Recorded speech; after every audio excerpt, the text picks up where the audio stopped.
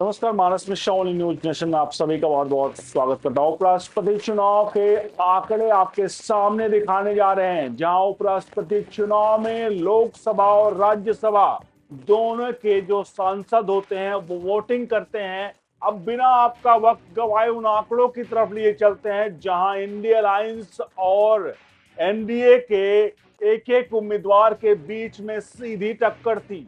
तो क्या है पूरा का पूरा आंकड़ा आपको दिखाने जा रहे हैं।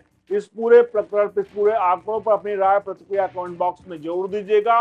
और बीजेपी का ये भगवामयी जीत और इतिहास एक एक करके उसका ग्राफ भी दिखाएंगे, जो आपको आश्चर्यचकित कर देगा। सबसे पहले आपके सामने ग्राफ दिखने शुरू हो गए। ये पहला ग्राफ, ये हमने दिखाया कुल राज्यसभा में 245 सीटें हैं। जी हाँ, 245 में 240 सीटें जो हैं उन सीटों पर राज्यसभा के चुनाव होने थे। और इन सीटों में आखिरकार आगे का लोकसभा और राज्यसभा के आंकड़े क्या है वो भी हम आपको दिखा देते हैं। आपके सामने जा रहे हैं, ये है नंबर गेम लोकसभा और राज्यसभा का। यहां पर जो आपको नजर आ रहा पहला है ऊपर, वो लोकसभा में, जिसमें लोकसभा में एनडीए के पास 293 वो है सदस्य हैं, और इंडिया के पास जो है वो 233 और अन्य के खातों में 17। तो कुल मिलाकर ये 543 जो है वो लोकसभा में कुल सीटों का आंकड़ा है। और राज्यसभा में जो सीटों का आंकड़ा है वो एनडीए के खाते में 134 सीटें हैं, 134 सीटें, और इंडिया के खाते में 76 सीटें, और यहां पर 35 अन्य के सीटें खाते में। कुल मिलाकर 245 सीटों में 5 सीटें जो हैं वो रिजर्व रखी जाती है। तो ये तो मिला के अगर बात करें तो ये है दोनों रोज राज्यसभा और लोकसभा में नंबर गेम। और ये नंबर गेम में आपको बता दें, ये जो 543 है और 245 में 5 को माइनस करेंगे क्योंकि वो रिजर्व है, 240 जो सीटें हैं वो 240 और 543 मिला करके ये राष्ट्रपति, वो माफ कीजिएगा, उपराष्ट्रपति पद के लिए वोटिंग करते हैं। अब ये वोटिंग का है आंकड़ा, वो हम आपको दिखाने जा रहे हैं। आपके सामने स्क्रीन पर जा रहा है, ये है अलायंस वाइज स्ट्रेंथ। जी हाँ, आपको बता दें इसमें जैसे 5 लोग आपको दिख रहा है बड़े बड़े शब्दों में, लोकसभा में 542 यानी 1 वैकेंट है, 543 में से 1 वैकेंट, तो 542 जो है सांसद जो वो वोटिंग करना था। राज्यसभा में 245 में 5 वैकेंट यानी 240 पर यहां पर इन लोगों को वोटिंग करना। तो अगर बात करें तो 542 और 240 मिलाकर के 782 वोट होते हैं। और इसमें मेजॉरिटी का मार्क यानी कि जो बहुमत का आंकड़ा है वाइस प्रेसिडेंट के लिए, उपराष्ट्रपति के लिए, वो 392 है। यानी कि ये 392 का आंकड़ा जो है वो जो भी इंडिया अलायंस या जो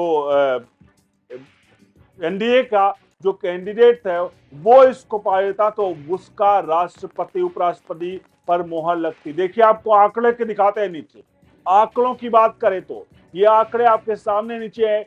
एनडीए का दिख रहा है, जहां एनडीए का लोकसभा में 293, राज्यसभा में 134 और इनमें 10 इंक्लूडिंग नॉमिनेटेड एमपी के भी नाम है। तो कुल मिलाकर 293, 134, ये 427 एनडीए की स्ट्रेंथ। और अगर आप पोजीशन की बात करें एनडीए अलायंस की तो 249 लोकसभा में, 106 राज्यसभा में, और ये दोनों मिला करके 355 जो है वो सीटें, और ये 355 वोट। तो 355 वर्सेस 427 आपके सामने आंकड़े दिख रहे हैं। और मेजॉरिटी का जो आंकड़ा है वो 392 का है। तो आप देख सकते हैं 355 यानी लगभग अगर बात करें तो 42 के आसपास का आंकड़ा जो है वो, मतलब 38 के आसपास का जो आंकड़ा है वो कम है वो जो है इंडिया अलायंस का। लेकिन यहाँ एनडीए 427 जो है वोट और सीट लेकर के, यानी कि साफ तौर पर ये 427 का आंकड़ा यहाँ पर बीजेपी ने साफ तौर पर पा लिया।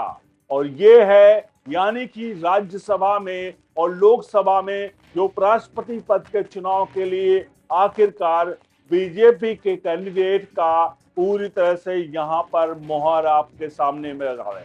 लेकिन सबके बीच में एक आंकड़ा और देखने लायक है, और यह आंकड़ा वर्चस्व का है, और यह आंकड़ा सच्चाई है जो आखिरकार कांग्रेस दिन ब दिन कैसे सिमटती गई और कैसे यहाँ पर बीजेपी ने अपना वर्चस्व बढ़ाया। आपके सामने स्क्रीन पर नजर आ रहा है, ये देखिए rise of Jansangh BJP in Rajya Sabha, BJP के राज्यसभा में आंकड़े जो किस प्रकार से बढ़े हैं वो हम आपको दिखा रहे हैं। ये है 1952, जी हाँ 1952 में ये वही बीजेपी है जो जनसंघ हुआ करती थी, वो महज एक सीट जीतती थी। ये नेहरू वाला समय था। 1962 से 64 में देखिए आंकड़े 4 सीट पे आ गए। 1972 से 74 तक ये आंकड़े 14 सीट पर। 1900 से 82, 1984 आंकड़े घटे क्योंकि उस वक्त इंदिरा गांधी की हत्या हुई थी, शायद उसका इनको फायदा मिला। उसके बाद 1982, 1984 के बाद अगला है 1988, 90। यहाँ पर यह आंकड़ा जो 8 का था वो 17 का पहुंच गया, यानी कि 2 गुणों से ज्यादा। अब इसके बाद 1990 के बाद 1990-92 ये बाबरी मस्जिद विध्वंस का वक्त है, जहां पर जनसंघ जो है वो अब यहाँ पर बीजेपी बन गया। 1980 के बाद ये बीजेपी में वो हो गया था, इसका नाम जो हो गया था। तो 1980 के बाद बीजेपी, तो 1990-92 में आंकड़ा 45 पहुंच गया राज्यसभा का, और इसके अलावा 2012-13 में आंकड़ा 47 पहुंचता है। उसके बाद मोदी की बारी आती है, 2022 में आंकड़ा 101 पहुंच जाता है, और 2025 में आंकड़ा 104। ये बीजेपी का अपना आंकड़ा है, यानी बीजेपी अपने बल पर 104 का आंकड़ा। और आपको बता दें अब तक ये आंकड़ा कांग्रेस, नेहरू हो गया, चाहे वो इंदिरा हो गई या कोई भी रहा हो, इनके कितने भी खानदान के लोग रहे, लेकिन 100 का आंकड़ा अभी राज्यसभा में कभी भी कांग्रेस नहीं क्रॉस कर पाई है। लेकिन यहाँ पर बीजेपी ने 100 का आंकड़ा, 104 का आंकड़ा क्रॉस कर लिया है। 104 का आंकड़ा जो मैंने आपको दिखाया है ये तो केवल और केवल बीजेपी का है।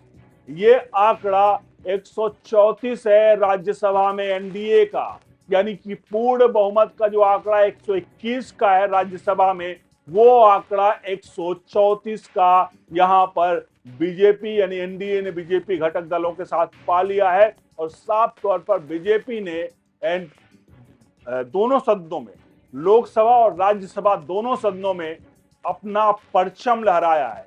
और यहाँ पर इन लोगों ने एनडीए और इंडिया अलायंस में जो कैंडिडेट उतारे थे अपने अपने, वो कैंडिडेट, वो उम्मीदवार साफ तौर पर एक बात तो पहले से साफ था कि भगवा लहराना तय है। और यहाँ पर भगवा लहराने में एक बात बता दें आपको कि ये जो चुनाव होता है राष्ट्रपति उपराष्ट्रपति का, पहले तो भले वो कहे इंडिया अलायंस या ये बीजेपी का है, क्योंकि जिस तरह से कुल वोटों की संख्या लोकसभा और राज्यसभा में जो होती है वो मैंने बताया अभी आपको 782 है। तो यहाँ 782 सीट में एक सबसे क्लियर है कि 782 सीटों में कोई भी किसी दल का उम्मीदवार नहीं होता है। मतलब माफ कीजिएगा, हाँ ये दोनों उम्मीदवार किसी दल के नहीं होते, पहला। और दूसरा सवाल, कोई भी व्यक्ति किसी को वोट नहीं डाल सकता है, इसलिए उपराष्ट्रपति के चुनाव में व्हिप नहीं जारी किया जाता है। व्हिप मतलब ये मजबूर किया जाता है, एक पत्र वो जारी किया जाता है जिसके द्वारा पार्टी को कहा जाता है कि आप सभी को हाजिर रहना है। लेकिन उपराष्ट्रपति के चुनाव में कतई भी व्हिप जारी नहीं किया जा सकता है।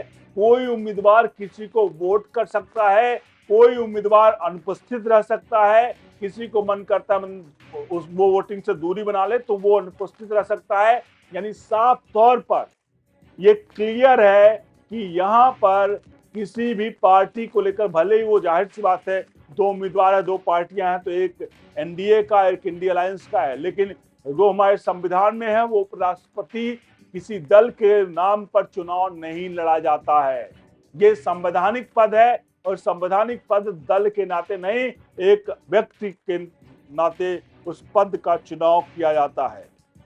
तो यहाँ पर साफ तौर पर जो उपराष्ट्रपति पद के लिए एनडीए के उम्मीदवार का यहाँ पर भगवा लहराना कतई तय है और आप सभी अपनी प्रतिक्रिया जरूर दीजिए। और ये पहली बार हुआ है मोदी के नेतृत्व में जहां बीजेपी ने सैकड़ा क्रॉस किया है और नेहरू के नेतृत्व में भी कांग्रेस सैकड़ा नहीं क्रॉस कर पाई थी। जब हिंदुस्तान का जो जनता थी जब उतनी पढ़ी लिखी नहीं थी, लेकिन उसके बावजूद भी सैकड़ा क्रॉस नहीं कर पाई। और आज बीजेपी ने ये कहीं ना कहीं भगवा लहरा दिया है राज्यसभा और लोकसभा दोनों में।